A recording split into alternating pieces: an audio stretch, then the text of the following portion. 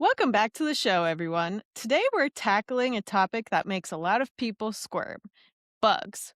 But our guest is here to show us why they're not something to fear, but something to understand and even appreciate. Joining us is Erin, a board certified entomologist with a passion for environmental education, here to help us see our garden in a whole new light. Hi, Erin. Thank you so much for joining us today. Thank you so much for having me. I'm super happy to be here. Us too. So, can you share with us a bit about your background and what you do for a living? Absolutely. I've had about a 20-year career, and I've kind of jumped around a bit. But my background is in entomology. So I graduated from Texas A&M in 2004 with my degree in entomology.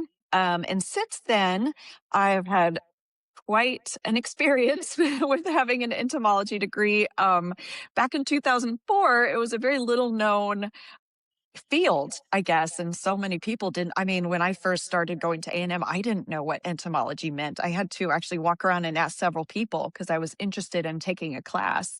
Um, I originally went into college to be a vet, so I was looking for related classes, and I found a class called veterinary entomology. So I thought, oh, that will be great.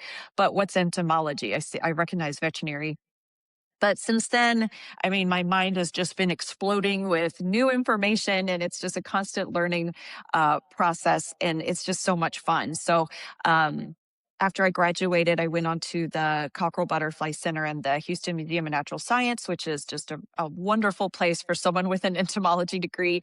And I was there for 15 years. So I worked my way from a lowly, I called myself a cockroach custodian.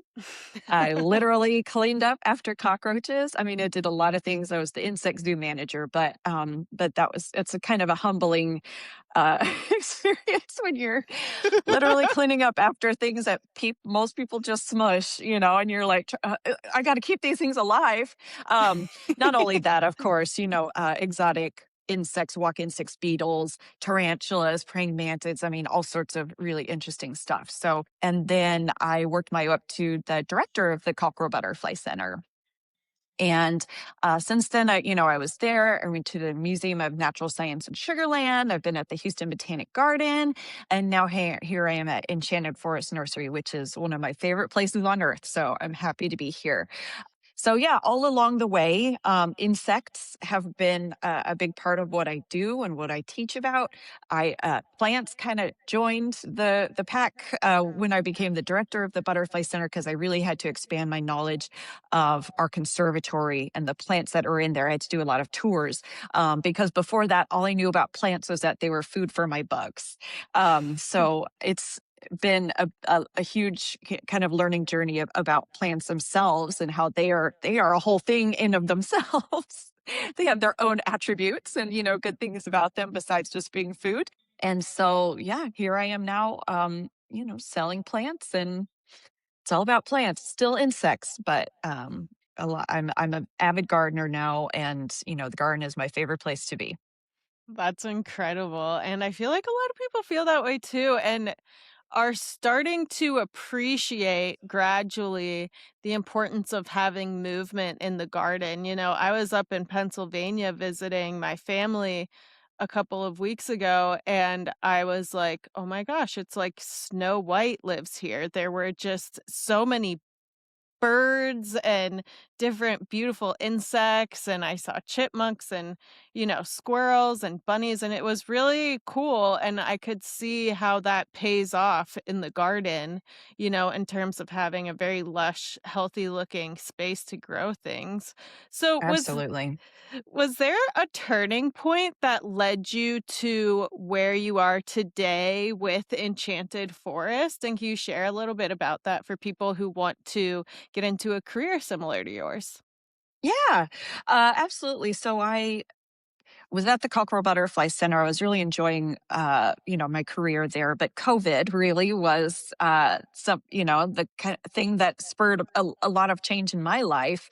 I have three boys, and so a family of five. And before COVID, we were living in a nice little two-bedroom, one-bathroom house in kind of in the Washington corridor area, and we loved it, and everything was great and everything was wonderful until we all had to be there all the time.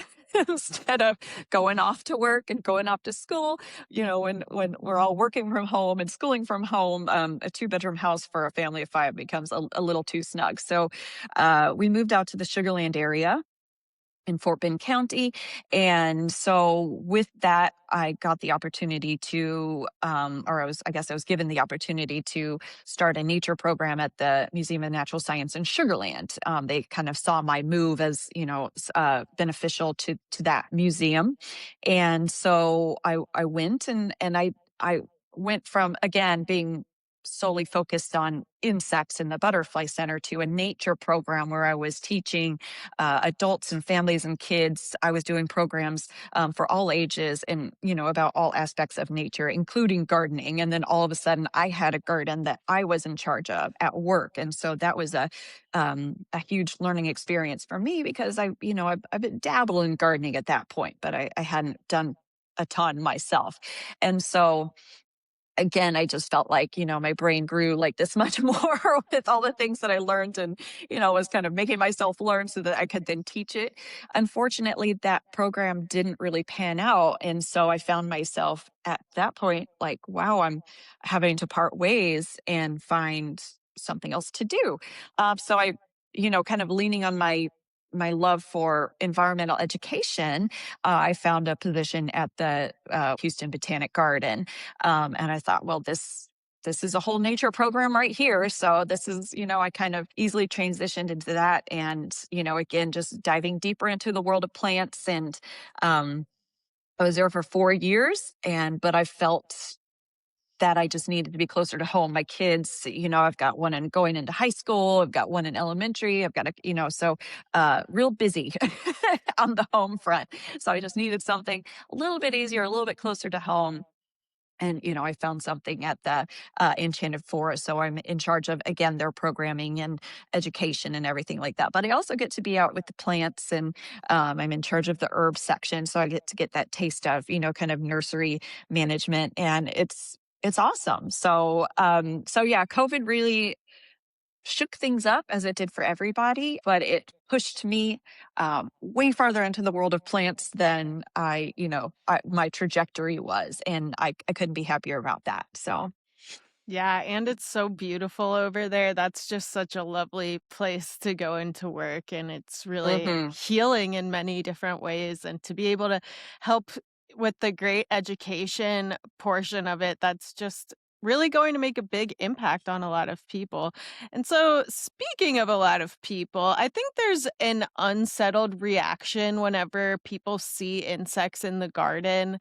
I've just after 9 years have really started to appreciate seeing spiders and seeing movement, and I get excited, but not everybody is that way. So as a board certified entomologist, what do you think is the root of the fear people have of insects, and how do you personally approach others to help overcome that fear?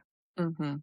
Yeah, I mean, it's really all about harm as the first thing that comes to mind when many people see insects, whether it's just in their vicinity or in their garden. It's just that the lack of knowledge in around insects, their assumption is that it's there to do harm.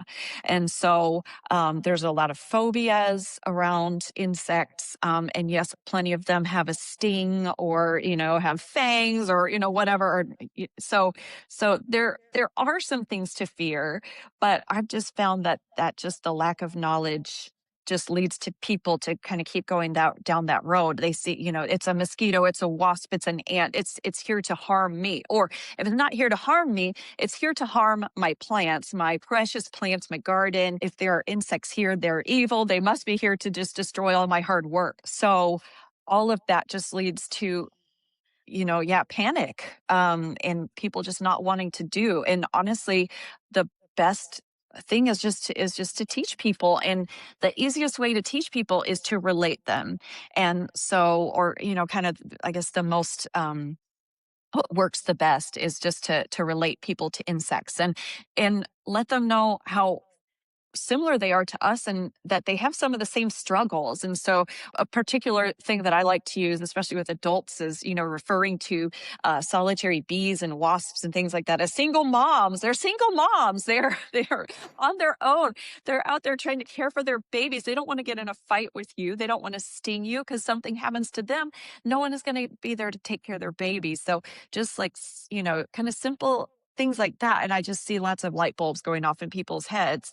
But just, teaching that, out of the millions and millions of insects, like less than 1% are going to be harmful, or if you see something in the garden and it's foraging, it's not really paying attention to you. If it's a wasp or a bee, it's not protecting itself. It's not protecting its offspring. So there are a lot of ways to just explain insect biology, in a way that kind of relates back to people and kind of meets them where they are. And I find that's really helpful. But just exposing people and teaching them that they're not here to harm you. Really, you are very low on their priority list. And your plants and your garden, I mean, that's a whole nother story. They're not sent here to just, to undo everything you've done in your garden. In fact, there are things that you can actually do to help it lessen the pest pressure. So just knowledge is power. And if people know a lot more, then it takes the fear away. It takes the unknown away. We fear the unknown. So just gotta let them know what they're all about. Absolutely. And I also feel like they probably look at humans as more of an inconvenience in their garden and their home than Right. anything. Yeah. Or they're like, wait, you put this here for me and now you're telling me I can't be here? What? So confusing. So confusing. So, what would you say is one commonly misunderstood insect that you wish people would give a second chance, and why is it more beneficial than most people realize? Wasps. Wasps are such a misunderstood group of insects, and they're so demonized. And, there are others, that like cockroaches, for example, but, kind of sticking to things that are beneficial in the garden. Wasps are so diverse, and it's kind of similar to bees, although bees, lucky for them, are a lot more kind of lifted up because of being pollinators, but wasps are also pollinators. So people typically, if they see one wasp, it's automatically a paper wasp or a yellow jacket or something like that, and it's got to be dangerous. It's going to sting me. It's going to so but what people need to understand is that wasps are so beneficial as pollinators. Wasps are the original bees. Bees came from wasps, and they are still out there. And there are hundreds of species of plants that rely on them for pollination. So they're super important. But I mean, almost more than that is their pest control abilities. Wasps are all carnivorous or parasites or parasitoids. And so every single wasp that you see is eating something in your garden, eating another insect in your garden, basically, or another arthropod. They might be eating spiders or, whatever, but they're for every pest that you have in your garden, there are a number of wasps that are going to be there to get rid of them for you. And if wasps were our only insect for pest control, we'd probably be all set. So they do Wow. such a good job. So many of them are not aggressive or cannot sting or will not sting because, there are a few that are social. So you've got your paper wasps and the yellow jackets and things like that, which are just such a minuscule percentage of wasps. And then all the rest of them, mud daubers, for example, another large wasp that you see, but it's a solitary wasp. It's one of the single moms that does not want to get into a fight with you. So they're very unlikely to sting unless you just are determined to get stung by it. Cicada killers, these are huge, very intimidating wasps. A lot of people mistake them for the murder hornets or, whatever. And Oh. it's a solitary wasp. It's a solitary ground nesting wasp. It's very non-aggressive, not dangerous to people at all. So, and even the paper wasps, I mean, I let them be in my garden because they're gonna eat the caterpillars and things like that. So People just need to appreciate them and not be scared because, again, they're foraging, they're looking for food, they're in your garden, they are not there to sting you. If their nests are in an inappropriate spot or in an inconvenient spot for you, then you can certainly try to remove them. But you want wasps in your garden for sure. Absolutely. And can you share with the audience also what some beneficial insects are that you want to see in your garden and want to encourage more of? Yeah, so I mean, obviously, ladybugs. So, ladybugs are a bit of confusing to some people, especially when I started working here. We do have a Asian ladybugs, the Asian multicolored ladybug, and they're not bad. They're not native, but people were calling them Japanese beetles, and I was like, no, no, no, that's the wrong thing to call them. They're not. That's a whole different beetle. That is a serious invasive pest. But any ladybug, Asian or native or whatever, eats aphids. And so it's all right to have them in your garden. Lace wings.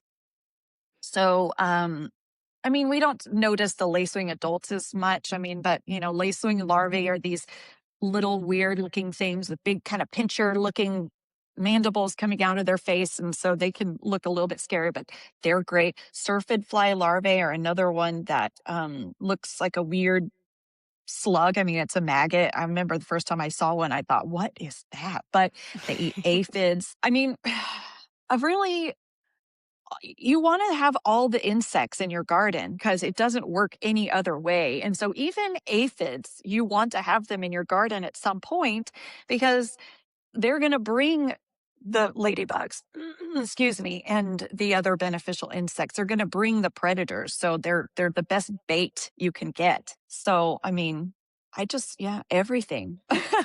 All the insects. You want to have the pollinators, you want to have the pests to a certain extent, and you want to have, the ladybugs, the wasps, the flies. I mean, you want to have them all.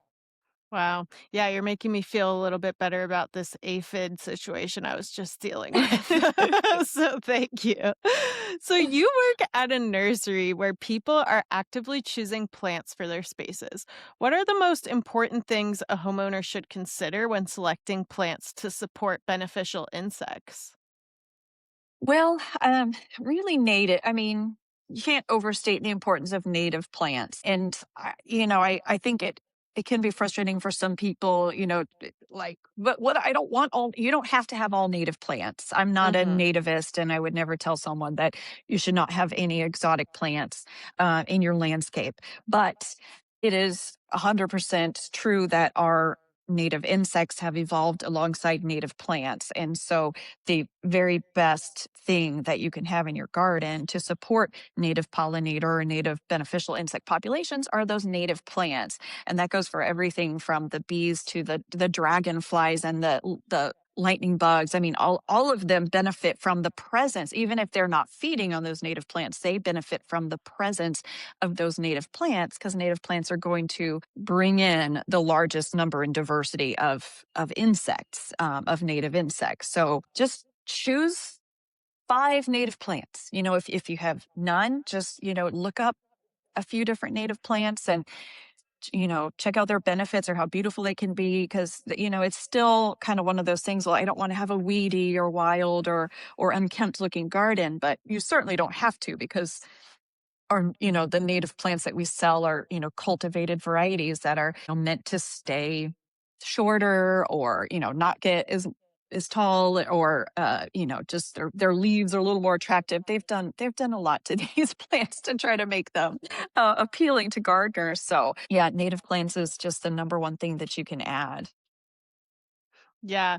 And, also one fun thing we've started to kind of talk about a little bit more too is there are natives that look very similar to non native plants too. So if Uh-huh. you're kind of working with one vibe or look that you really Yeah. like, there's a really high likelihood that there is a beautiful native alternative. We like the Ladybird Wildflower Center as a resource, and there's a Oh lot yeah, of they're great the info. best. Hmm. Yeah, yeah. So in our summer newsletter, you wrote an awesome article and you wrote that most people ask, how do I kill pests? When they should be asking, why are pests here in the first place? What are the most common root causes you see a homeowner may overlook in the garden?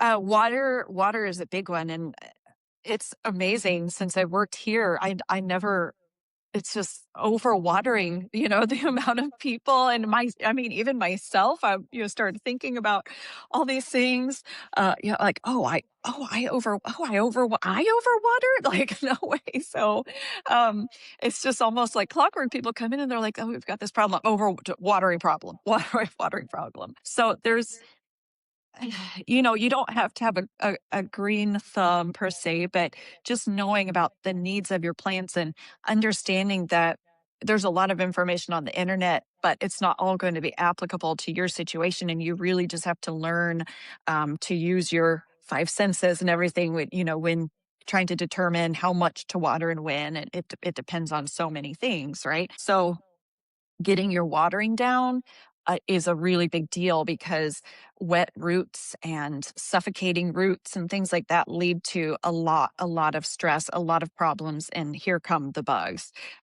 Kind of going hand in hand with that is not enough light. So maybe you're not overwatering, but if your plant is not in an area where it's getting enough sun to help dry up some of that water, in a timely manner, and also just, getting the amount of sunlight that it needs, then it's going to be really struggling too. So those two things, and I'll hand it to you, they can be hard to figure out. I've redone my front yard like 3 times because I'm trying to figure out the sun. I'm like, it's full shade. No, it's part shade. Wait, no, it's full sun here. What is going on? So yeah, it can be difficult, but those two things are just the main causes of plant stress, and the stress is what brings on the bugs. So you can fix it. Well, so we've been getting a lot of rain like this spring and this summer. So, like, what kind of would you recommend for somebody who's just getting too much water and starting to see a variety of insects? Yeah. Well, unfortunately, there's not a too much that you can do. I was talking about my garden, and I've got a lot of mold developing and things like that.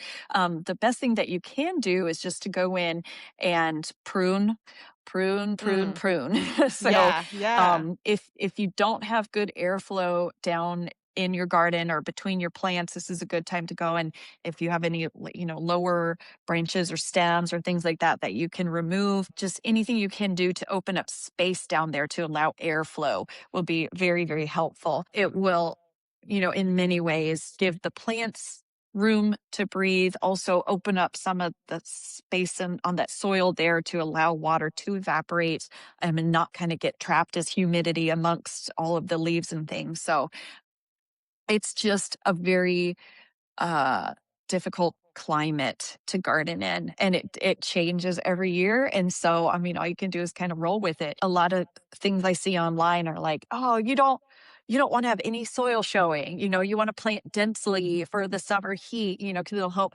But right now, that's not working out for us because we're so just soggy. So it's Uh-huh. like we need to open up. We need to make as much room for air as possible. And, really just that's all you can really do. Try your best to let everything dry out. You're going to see some bugs. It's just going to happen. I mean, and that's just the summer. If it's not stress from all the rain, it's heat stress. And this is when the bugs are going to be here. And a lot of times, all you can do is just hang in there with that plant, keep giving it what it needs until we get, past these hotter times of the summer. And a lot of those plants, they will recover just fine. You just got to support them, do your fertilizer, do your microlife, your what is it, the ocean harvest, or those are really good for plants, stressed plants. So just you just got to ride out the summer. Oh, yeah. Oh, yeah.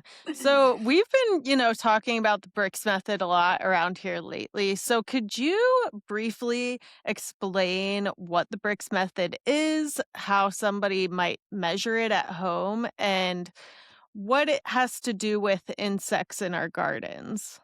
Yeah. So the first time I heard the term bricks was when I first started working for the Houston Botanic Garden. And I was like, what is that? And I just kind of like shook it off because I had one coworker, or I guess my boss at the time, Danny Milliken, and a lot of people know him. Mhm. And he kept going, "You got to raise your bricks. You got to raise your bricks." And I was like, "What are you even talking about? What does that mean?" And it wasn't until I heard a podcast, one of my favorite podcasts, which is the Joe Gardner Show. And he had an entomologist on there. His name was Tom Dykstra. And he Mhm. started talking about bricks and how they relate to insect pests. And I was like, ding, oh my gosh, this makes so much sense. Oh my gosh. It just, again, I'm just like reeling from like, wow. So, when things just really snap into place, it's like, oh my gosh. So the bricks is a measurement. So Bricks is the last name of the scientist, Adolf Bricks, I believe. And it's a measurement for the concentration of sugars inside of a plant, basically. And you measure it with what's called a Brix refractometer. Now, for a home gardener, it is not practical at all. I wouldn't not necessarily recommend getting a Brix refractometer unless you really are into science and you want to do it and just do it for fun, because they know it involves like you have to get a certain number of leaves from the plant, and sometimes we're like, I don't want to take that many leaves off my plant. But what it does to introduce that to home gardeners or home people is just to give people a concept of a measurement of your plant's health, just that your plant has health and that it has an immune system. Because again, people just tend to think of plants as just, I don't even know what, but when you relate plants back to yourself, you're like, oh, that plant is stressed. It is sick. Its immune system is down. That's why it has pests. It's like, thinking about if you get sick, you're like, how did I get sick? What am I stressed? Am I sleeping enough? I'm not eating a good diet. So it makes a connection between you and your plant, and it gets you to think in terms of, oh, this plant's health. This is why there are bugs here. And then just to know that you don't have to get a reading on your plant to understand how healthy it is, because if you see a certain kind of insect pest on your plant, you know that your plant Brix level is very low. For example, aphids. And so if you have aphids on your plant, like, okay, wow, this should be, a signal that my plant is doing very poorly. And now I just need to figure out why. And it could be any number of reasons why, is and anything as simple as just I just planted this plant and it's transitioning, it's establishing. So it can, that's a very vulnerable time for plants. um or it's during the summer and my plant is so stressed and all I can do is just, be here for it. Or it's not getting enough water, it's getting too much water, yada yada, so just to be aware that that is a thing and this is what it means. And yes, you can measure it, but this is a way for you to measure your plant's health. But you can just see if you've got aphids, if you've got caterpillars, if you've got beetles, if you've got whatever, stink bugs, you've got like a little progression there of like, okay, wow, my plant really needs help, or it's just the summertime and, it's going to have caterpillars or, whatever. So it just gives people something to think about, or think, or kind of like a concrete concept of thinking of their plant as an organism that has an immune system, that has a health level and all that. And to me, I just think that's really helpful and, gives you, something to cling to when you do see the pest and you're like, what do I do?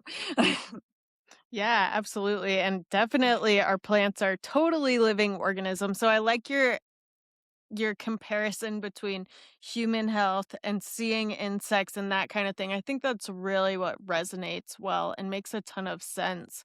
So, to go on the dark side a little bit, what actually happens to a garden or a local ecosystem when not even just beneficial, when insects disappear, and what is at stake if you have no movement in your garden? Well, I mean, it's it's kind of hard to say. I mean, if all insects, I mean, just because, I mean, that's um I don't think anybody knows. I mean, besides pollinators, you have different classes. So you've got pollinators. So certainly, if there are no pollinators, then plants would just go extinct. Excuse me. So there are most of our modern Plants are, probably upwards of 80 to 90% are flowering plants. And then again, upwards of 80 to 90% of flowering plants do require an animal, an insect pollinator to pollinate them. And so that's very devastating. And we tend to think about pollination in terms of our plate. And, a lot of us have seen that graphic of like, here's your plate with pollinators and here's your plate with no pollinators.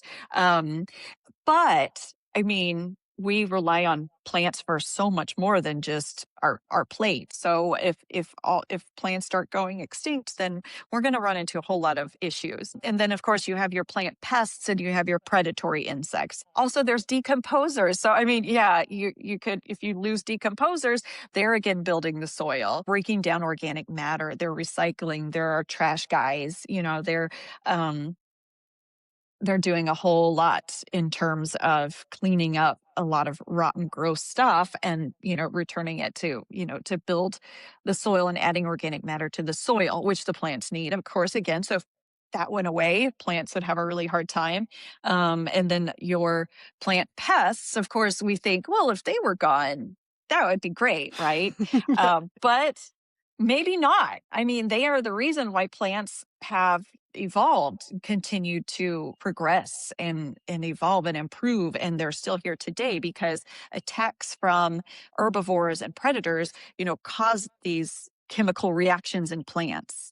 And if that's never happening, I mean, think about if we never were exposed to any germs at all, well, we'd be pretty fragile because then, the first pathogen that we did somehow get exposed to could totally take us down. So they're important in helping plants to build that immune system, to evolve and change and adapt to the world around them. And then of course you have the predators that are there to keep the herbivores in check.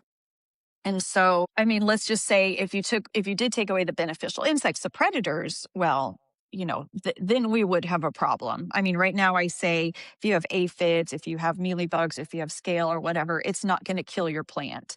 You can kill your plant if you let it continue down that road without making any improvements. Mhm. But the pest insects are not going to kill your plant. Now, if you take away the predatory insects, then those pest populations, I mean, in any sort of herbivore population is much bigger than the predator populations, right? So their population is just going to keep getting bigger and bigger, and then then they're probably going to be killing the plants because there's nothing there to keep them down to a manageable level. So if you use pesticides, that's the problem, is that you're going to affect the beneficial insects. The beneficial insect populations are smaller, and they take a lot longer to recover or bounce back. But the pest populations are huge.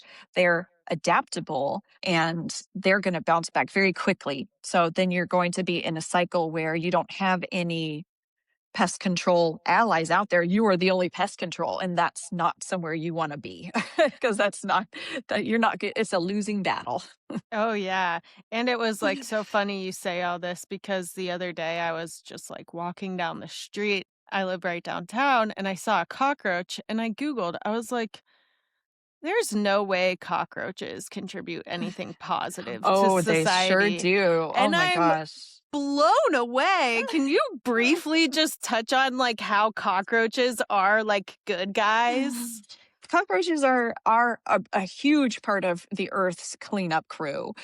So there's somewhere around probably by now 4,000 or so species, or over 4,000 species. And again, we focus on the one like the American cockroaches, the ones that we can't stand or come into our homes, but the vast majority of cockroaches, live out in natural ecosystems, and they are breaking down organic matter, and just returning tons and tons of nitrogen to the soil. They are so beneficial, and in all sorts of different, niches and environments. I mean, some that live in caves that decompose bat guano, and that helps the bat populations be able to survive because they couldn't live in a cave filled with their feces. That no one can do that, So, um, it's just incredible. So, each different species has its own. environmental, niche that it fills, and that it cleans up and decomposes and breaks down whatever kind of organic matter.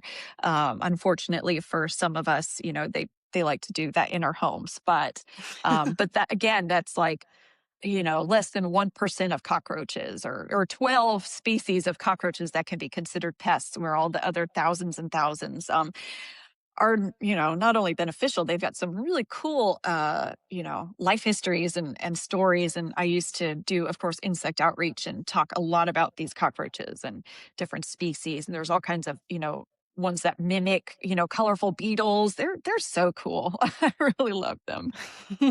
I'm definitely starting to appreciate their existence a little bit more Yeah. myself. So for We someone need who them. we do. And so for somebody listening right now who wants to make their yard or garden more insect friendly, they want to put down pesticides, which I always encourage people to put down the pesticides, but they don't really know where to begin. What do you think is the first step they should take?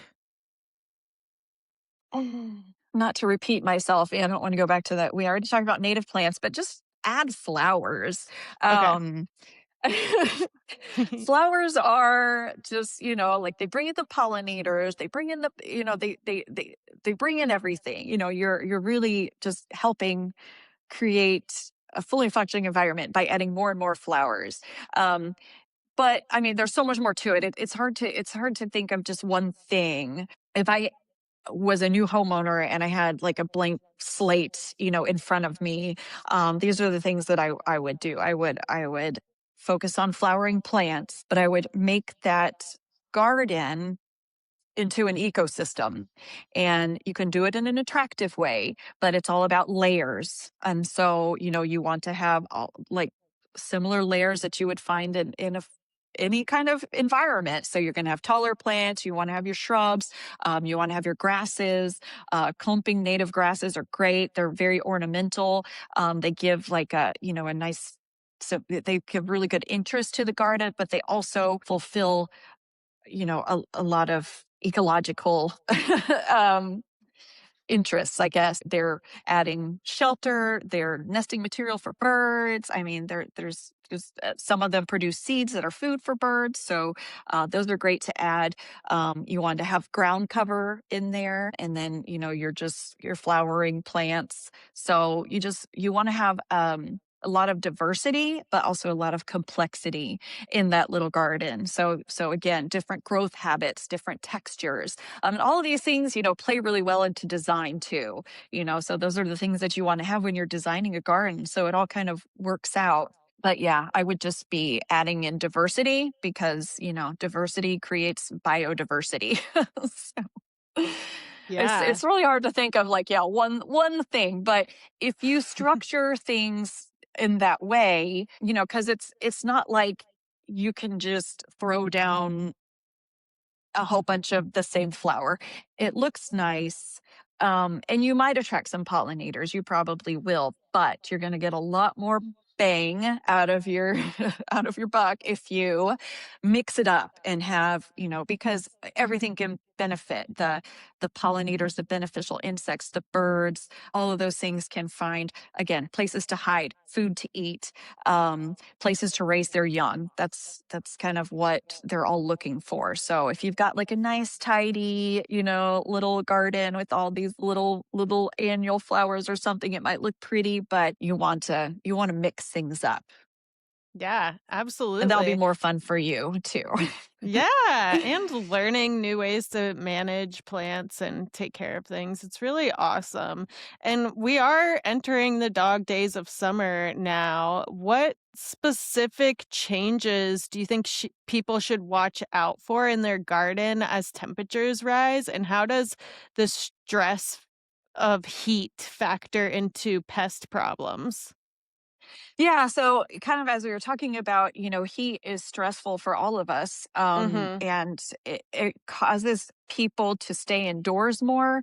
Whereas, we always suggest, I mean, any garden that you have, like, you want to look at it every day. You want to be out there every day, and just do at least a quick walkthrough, because that's how you find problems that are cropping up, and you can kind of do something about them more quickly. So the summer things really get away from us in the summer. We get weeds, we get bugs, we have heat stressed plants, and we're not, on top of everything else, we're not tending to it as much. So Mhm. it is kind of a recipe for disaster. So I would just encourage people to stick with their routine as much as possible, build a routine of going out in the morning, maybe before work. Just go out there, do a quick walkthrough, take a look, see what you see. Don't panic if you see something, while you're out for the day. You can pick up some fertilizer, pick up some soil, pick up some, whatever you need. Um, and I I do this talk about beneficial insects and pests, and I have one slide that I show people, which is of a jalapeno plant. Because a lot of us are still growing those peppers and tomatoes and things throughout the summer. It was a few summers ago, it was just so hot. I mean, we were having the opposite problem. It was drought, it was hot. And this jalapeno plant was going through the ringer. It was covered in pests, aphids, it had thrips. I mean, it had all sorts of things, and it had, the characteristic sort of like twisted, the leaves were deformed as they were coming out. I was like, oh no, this is bad. But, I was doing all I could, and I just kept watching it. It didn't die. It just kind of hung in there. And by the time we got to the fall, like I think it was like September, I took a picture of the plant again because it was, new growth. It was producing fruit again. It had stopped producing fruit because it was just like, so hot. And the leaves were new growth was beautiful. There were no more pests. But the whole time I was spotting ladybugs and ladybug larvae and mealybug destroyers and all sorts of cool predatory insects that were on that plant. And so I knew, I was like, you know what? We're just gonna have to see what happens. And so even if you're doing everything you can do, you're gonna see a lot of stink bugs. You're gonna see the pests. Stink bugs are notorious for the summer. They really, I mean, they're just all over the place. um, and you just have to ride it out. This is not the best time for gardening. Some of your plants are certainly going to be, your okra, maybe some of your other things are going to be just fine, but some of those other plants are going to be struggling. As long as you're doing your best by those plants, they will come back in the fall. And yeah, like I said, just try to keep up that routine the best as you can. Just try to do what you can, like going out there and doing the trimming, cutting all the yellow leaves off, cutting off, any drooping leaves, and, clearing out airspace and using that microlife fertilizer. Well, It really is great stuff. I'm I think that summer gardening is a great, lesson in patience in Houston. Yes. It's not our season. I mean, when you consider in Houston, we can garden all year round. The fall is beautiful, even the winter, everything we can grow. I mean, this is just our like, it's the winter, in the north where Yeah, they just can't grow 'em. Like, the summer is, like, our just, like, really hard spot for gardening. But, I just went to, like, Washington, DC, and they have, right now, they have got, like, hydrangeas and, um, yeah. daylilies, and, I mean, all of these, things growing that, like, there's no way we could be growing right now. I was like, "Wow, Right. this is amazing." Oh, yeah, so it's, like, give and take, but I think all in all, we're very lucky with our climate and how we really can garden, like, 9 to 10 months out of the year at least, and some of those months, we just have to kinda, be like, "It's gonna get better. It's gonna get better." Trust the process. Yeah, yes, and I have, and I mean, I wouldn't tell anybody anything that I haven't. I mean, that's like one of my things is like I have to witness this or know this myself to really get behind it. And I've always gardened chemical free, and that is because my garden. I started gardening to feed insects, and so a lot of people don't come to gardening in from that direction. They come from the opposite, or they're like, "No, it's for me." Um, but I care about my plants. I don't want things to eat my plants. I don't want my plants to look bad, just like any other gardener. I want my garden. I want to be able to bring someone to the garden and be like, look at this. It looks amazing. So, but I can honestly say that, gardening chemical free and, pesticide free, it works. I mean, I have very minimal pests except for like right now. So, and I mean, almost no, like virtually pest free for the other times of the year, just by letting nature do what nature is supposed to do. So it works. Absolutely. Yes, yes. Erin, thank you so much for coming in today. We would love to have you back on the podcast. I think that pests and beneficial insects are always something that needs to be discussed further. Can you share where people can get in touch with you or find you online to keep up with all the awesome stuff you're doing? Yes, absolutely. Well, for now, my email address is just a great way to contact me. I'm still kind of settling in here, and you can see occasionally, on our social media, I might pop up here and there. But my email address is just Erin, Erin, at myenchanted.com, and I welcome any questions or anything about insects, or one of my favorite parts of my career or my life really is people coming to me and asking me questions about insects. And even if I don't know the answer, I think I know how to find it. So I definitely welcome stuff like that. Well, thank you so much, and we'll talk again real soon. Awesome. Thanks so much for having me.